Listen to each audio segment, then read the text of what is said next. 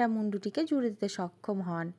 মহাকাল তখন আরেকবার মুণ্ডচ্ছেদ করতে সেই কাটা মুণ্ডটিকে কুকুর দিয়ে চাটিয়ে দেন। কুকুর মুণ্ড স্পর্শ করার ফলে মুণ্ডটি উচ্ছিষ্ট হয়ে যায় এবং সেই উচ্ছিষ্ট মুণ্ড সন্ন্যাসী নিজ দেহে জুড়াতে পারেন না।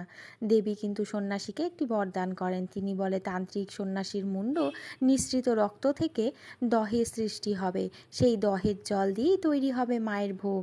সন্ন্যাসীর মুণ্ডটি একটি উঁচু স্থানে ঝুলিয়ে দেওয়া হয়, আর তখন থেকে ধারণা করা হয় সন্ন্যাসীর মুণ্ড থেকে নিঃসৃত রক্ত থেকেই দহের সৃষ্টি। এখনও সেই দহের জল বেশ লাল এবং ঘেঁষা। আগে নাকি রক্তবর্ণই ছিল। এই মন্দিরের প্রথম পৃষ্ঠপোষক বীরভূমের বীর রাজারা সেই দহের সঙ্গে নদীর সংযোগ স্থাপনের চেষ্টা করেন, কিন্তু এর ফলে মাছেদের আনাগোনা শুরু হয়, তাই সেই প্রচেষ্টা বন্ধ করা হয়। মায়ের মন্দিরের পায়েস ভোগে আমিষ স্পর্শ থাকবে না। সন্ন্যাসী কাদরের পাশেই সেই তান্ত্রিকের পঞ্চমুণ্ডির আসন। তবে সন্ন্যাসী কাদরের জলেও ছোট মাছ আছে, কিন্তু ভোগের জন্য জল নিলে তাতে মাছ পাওয়া যায় না। এটাই কাদরের বিশেষত্ব।